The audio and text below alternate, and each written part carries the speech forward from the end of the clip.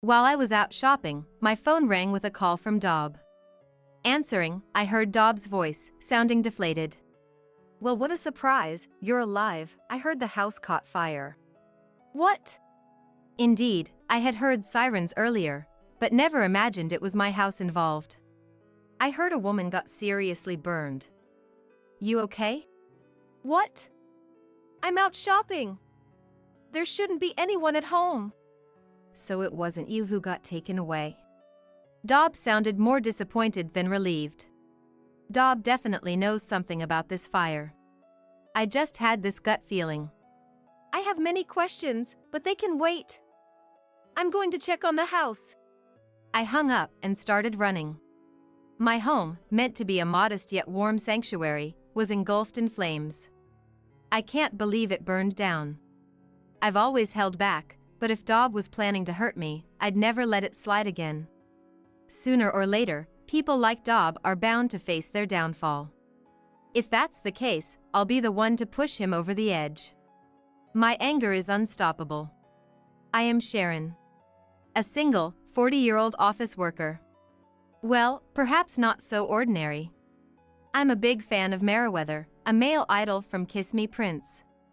I'm so hooked that I pour most of my monthly salary into supporting him. Meriwether has this younger brother vibe that's very healing to watch. I record all his shows, and for live events, I'm at my computer 10 minutes before tickets go on sale, ready to battle it out. My family and relatives might shake their heads, but this happiness is something only a true fan can understand. As long as I have someone to love, I should feel fulfilled, or so I thought. But now, Clayton, the last of my close friends from college, has gotten married. Looking around, I'm the only one left unmarried. The reality I've been avoiding all this time has finally caught up with me. Overwhelmed, I impulsively signed up on a matchmaking website. And I decided to attend a party organized by the matchmaking site, where I was destined to meet someone special. Wait. Meriwether? A young man who could be mistaken for Meriwether from afar was there. During the mingling time, I made a beeline for him. "Excuse me. You're Meriwether from Kiss Me Prince, right?" He laughed, amused. "People say I look like him, so I've styled my hair and vibe to match." His name was Clayton, 5 years my junior at 35. But youthful enough to pass for his 20s. As a self-confessed idol fanatic, I was completely charmed by Clayton. Clayton seemed to take a liking to me too, and we started dating. He treated me like a fan on our dates, and I found myself falling for him, projecting Meriwether onto Clayton. In hindsight, it was odd that such a desirable man would choose a 40-year-old idol otaku like me, but at the time, I was oblivious. Soon, I received a formal proposal. The proposal took place at a location where Meriwether once proposed to the lead actress in a TV drama. Lost in my romantic fantasy, I accepted his proposal without hesitation. However, just before we were to register our marriage, Clayton brought a high school boy to our date. "Actually, I have a son living with me." The boy introduced as his son, Dob, didn't resemble Clayton much. He was a quiet-looking kid. Clayton is 17 years old. Wearing thick glasses and with unkempt hair. His gloomy appearance was evident as he wouldn't even make eye contact with me. "I should have come clean sooner, but just couldn't find the words. I'm sorry, Sharon." His apology pose, so reminiscent of Meriwether's that it seemed studied, unexpectedly triggered my maternal instincts. "I suppose I can forgive you." We were a completely foolish couple. Then, I overheard Dob muttering under his breath. "Just another wrinkled old lady." I couldn't believe my ears. "What?" It was said so naturally that I wondered if I had misheard. I asked Dob to repeat himself, but Clayton interrupted. "Dob seems happy to have a new mom. Let's get along." Clayton and I then went to submit our marriage license. Since the office was closed, we left it with a security guard and officially became husband and wife. Originally, I lived in a house with plenty of empty rooms, so I decided to have Clayton and Dob move in. To be precise, the rooms weren't exactly empty but filled with merchandise of my beloved. But now, I was going to live with my real beloved. I decided to let the merchandise sleep at my parents' house. It was a significant decision for me. Packing away my cherished Kiss Me Prince goods into cardboard boxes, I made a promise to put Meriwether on hold for a while and focus on building a warm family. I thought the fun times as a family of 3 would begin once Clayton and Dob moved in, but that didn't happen. Clayton, claiming to be busy with work, would stay at the office 2 or 3 nights a week, leaving me and the gloomy Dob alone at home most of the time. Dob continued to avoid eye contact and seldomly spoke. Except for school hours, he barely went out, spending most of his time locked in his room playing video games. Yet at meals, he would mutter barely audibly complaints about the meat being hard or the food not being worthy of the name. While I tolerated his complaints as childlike behavior, his lack of initiative in job hunting or studying while gaming all day bothered me. So, I brought it up with Clayton when he returned home late one night. "What's going on with Dob's career path?" Clayton responded with apparent annoyance. "I'm leaving it up to Dob. He should do what he wants." I mentioned that Dob didn't seem to be job hunting or studying at all. But Clayton wouldn't take it seriously. "Look, Sharon, can't you see? It's late. I just got home. I'm tired. Can you not stress me out with trivial matters?" Despite his fatigue, shouldn't he be concerned about his child's future? Was it strange that I, once a stranger to them, was the only one worried? That thought crossed my mind, but I couldn't voice it further. It was just sad that Clayton, who used to dote on me, now treated me as a nuisance. Then, one day, Dob unusually brought home a girl. She was a quiet girl, wearing glasses, just like Dob. I had thought he wasn't the type to attract someone, but perhaps Dob had gotten himself a girlfriend.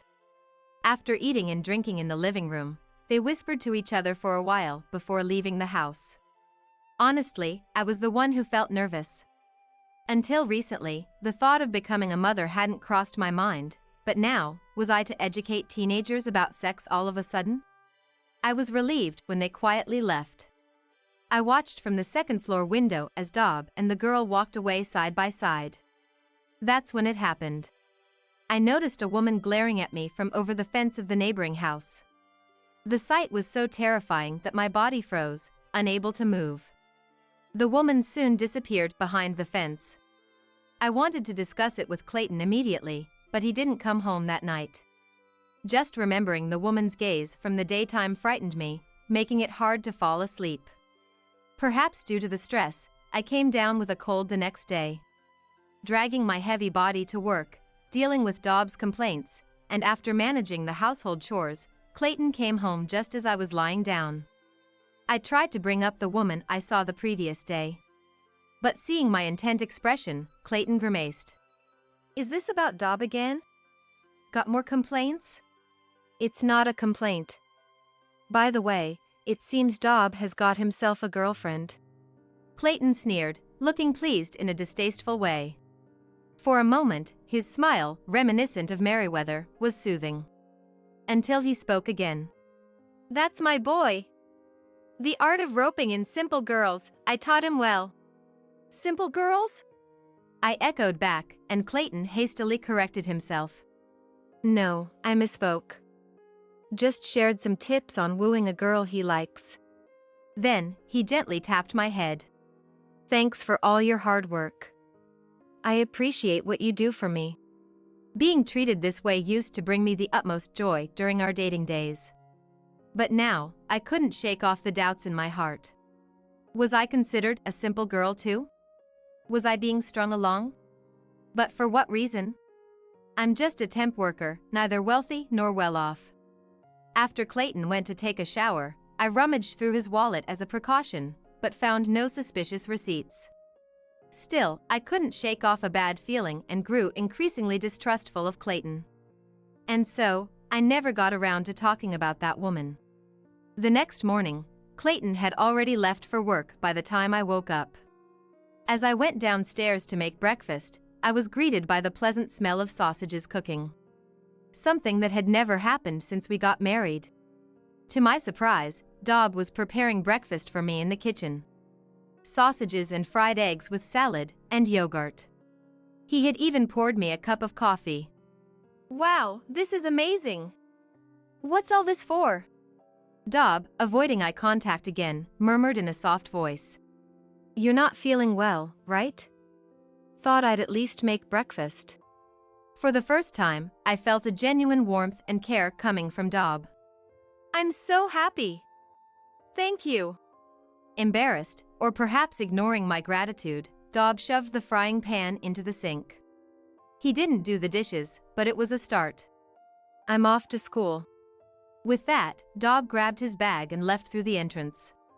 Savoring this moment of joy, I sat alone at the dining table and began my breakfast. Let's eat. Any homemaker knows there's significance even in a simple meal prepared for them. I reached for the coffee first, intending to eat everything, but in my excitement, I knocked over the cup. The coffee Dob poured out spilled all over the table. Oh no, I'm such a klutz. Although regrettable, it didn't dampen my spirits. Quickly wiping the table and finishing my breakfast, I felt somewhat lighter. Right, I need to go grocery shopping. And we're out of detergent, too. I'll head to the cheaper supermarket a bit farther away. I walked to a supermarket I don't usually visit. Passing by a fire engine on the way made me feel a bit uneasy. I hoped whatever house it was heading to would be safe. While shopping, my mobile phone vibrated. It was a call from Dob. Answering, I heard Dob's unexpectedly indifferent voice. Well, what a surprise, you're alive. Alive? What was he talking about? As I puzzled over his words, Dob dropped a bombshell. The house burned down. I saw it on social media. What? I did hear sirens earlier, but to think it was my house. Heard a woman got seriously burned. Are you okay? Something felt off. This wasn't the same Dob who showed kindness earlier. His words felt distant, almost mocking. What? I'm out shopping. No one should be at home. So it wasn't you who got taken away? The art of roping in simple girls, I taught him well. Dob must know something about this fire. I felt it instinctively. There's a lot I want to ask, but that can wait. I need to see the house for myself. I hung up and started running, catching a taxi to rush to the scene. When I arrived, the house was indeed completely destroyed. A crowd had gathered in front of what used to be my home. Leighton from the neighborhood approached me excitedly. You're safe, that's good. A young girl in a uniform was taken to the local emergency hospital. Who is she? I couldn't confidently answer the question, but there was one person I could think of who might be the girl in uniform. It was Dob's girlfriend who had visited our house recently. I was stopped by the police, who mentioned they wanted to talk later due to the incident's nature. I got back into a taxi and headed to the emergency hospital. As the taxi swayed, tears began to form. My home, supposed to be a modest yet warm sanctuary, was all gone. I can't believe it was completely consumed by flames. And Dob's attitude on the phone earlier kept bothering me. If his kindness this morning was only superficial, intending to harm me afterward, I would never show leniency again. Sooner or later, people like Dob would face their reckoning. If so, I was ready to be the one to push him. My rage was unstoppable. At the hospital, I tried to inquire about the situation but was denied due to privacy concerns, unable to meet the girl brought from our house. As I sat in the lobby, a woman rushed in, frantic. Where's Bess? I saw on the news she was severely injured. It's okay. The news was incorrect. She suffered burns to her face and limbs, but her life is not in danger. I was startled. I knew this woman. She was the one who had glared at me through the fence that day. Noticing me, she introduced herself with a business card. My name is Chanel. I'm Clayton's wife and the mother of Dob and Bess. I exclaimed in surprise. But I'm Clayton's wife. Chanel seemed to want to explain, but decided visiting her daughter was more urgent.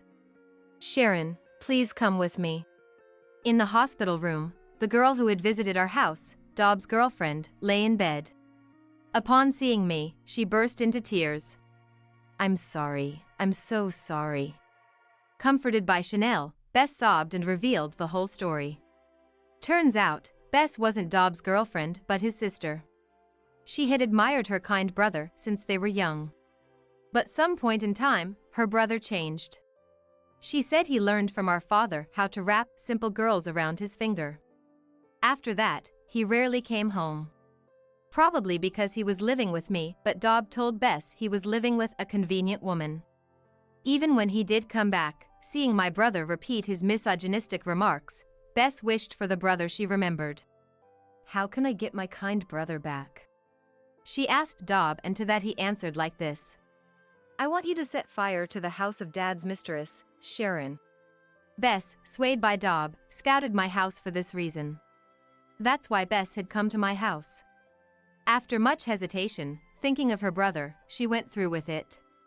But called the authorities immediately after realizing the gravity of her actions.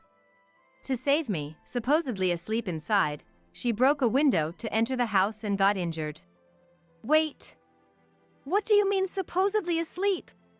Through tears, Bess answered. "My brother planned to put sleeping pills in your coffee." A chill ran through me. Had I not spilled my coffee, I might not have been safe. Chanel, in a near frenzy, scolded Bess and apologized to me. "How could you do such a foolish thing? You nearly killed someone." "Sharon, I don't know how to apologize enough. It was a lack of supervision on our part. What Dobb and Bess did was terrifying." "About that," I started, addressing my lingering doubts. "Dobb is legally my child now, right? We submitted the marriage license." Chanel hesitantly took a piece of paper from her bag. It was Clayton's family register. Indeed, Chanel's name was listed as his wife. "My husband had previously deceived another woman in the same way. You and Clayton submitted the marriage license after hours, didn't you?" She was spot on. "Because he's already married, it should have been rejected, but the security guard accepted it after hours. Probably, the office tried to contact Clayton's mobile afterward, saying the license is invalid due to bigamy." Faced with this unbelievable truth, I felt dizzy. Why would Clayton do something like this? Chanel sighed deeply, her forehead marked with deep lines of hardship. "Sharon, by any chance, are you a fan of Meriwether from Kiss Me Prince? My husband is obsessively confident in his resemblance to Meriwether. He completely imitates Meriwether's fashion, hair, and gestures, approaching female fans to cheat and revel in a thrill. He can't be satisfied unless women idolize him like an idol. I've had enough this time." At that moment, the door of the hospital room opened, and a flustered Clayton entered. Seeing Chanel and me together, he had a look of regret. With fiery anger in my eyes, I glared at Clayton. "So we were strangers all along. You said you were staying at the office, but you were actually going back to Chanel's?" Clayton frantically tried to explain, but I wasn't listening anymore. "I'll be filing for damages, including for the house your son burned down. We're not related, so it won't be dismissed as a family matter." I grabbed my bag and strode out of the hospital room. Behind me, I could hear Chanel and Clayton arguing. As I vowed not to let this end here, I went back to my parents' home. Afterward, Dobb was arrested by the police. At my request, Bess was not arrested and was able to go home after being discharged from the hospital. Bess's face was left with scars from the burns. The emotional scars inflicted by her brother wouldn't heal easily. She would have to carry the heavy cross of having committed arson. I thought there was no need to punish her further. As for Dobb, who showed no remorse, I intended to let the authorities handle him. Dobb was about to turn 18. He was likely to be tried as an adult, not protected by juvenile law. While preparing the lawsuit, the doorbell rang. There stood Clayton. "Sharon, I'm really sorry about Dobb. Can we start over?" I want you to be my fan again. Can you give me that energy of liking someone? Can you give me that energy of liking someone? Was a classic line from Meriwether's concerts. The old me would have been swayed, but now it just seemed like a mockery of Meriwether. You're not an idol. Just a 35-year-old man who looks like one. And if you don't realize it soon, you'll continue to embarrass yourself. At my words, Clayton, flush with shame and anger, lashed out at me. What the hell? You've always seen me as just a substitute for Meriwether, haven't you? I can't say I was without fault. But Clayton, having cleverly orchestrated this situation, now acted as if I was to blame. Yes, and I've realized it. You're neither Meriwether nor my ideal prince. Just a middle-aged man full of self-delusion. I slammed the content certification for the compensation claim I had prepared into Clayton's hands. This arson incident is the result of your misguided teachings. You'll take full responsibility. I'll add on the amount for deceiving me, so make sure you pay up. Otherwise, I'll sue you for marriage fraud. Clayton, who had come to plead for reconciliation, was instead faced with a compensation claim and turned away in defeat. Self-centered to the end, Clayton left filled with disappointment. Perhaps frightened by the threat of a lawsuit for marriage fraud, Clayton later transferred the compensation amount, significantly more than the market rate, in one lump sum. This must have drained Clayton's savings completely. I heard that Chanel also divorced him and demanded compensation. For a while, he'll be without money, making it difficult to maintain the idol-like hairstyles and clothes. As for Daub, he was tried as an adult and sentenced to prison. During the trial, Daub's stubborn refusal to show any remorse, blaming the series of crimes on me, seemed to worsen the impression of the jury. As a result, he received a heavier prison sentence than usual. Of course, he was expelled from high school. Daub's misdeeds became widely known in the local community, making it impossible for him to continue living there after his release. In the evening, I bought a number of pen lights and headed to the park. Girls all dolled up were waiting in high spirits, waving their light sticks. Today was the long-awaited live concert of Kiss Me Prince. I dug out the merch I had put to sleep and resumed my fandom. Going to the live with female friends I made in the fandom is now my greatest joy. After all, the charm of having a crush lies in them being out of reach. Vowing never to make the same mistake again, I headed towards the live venue.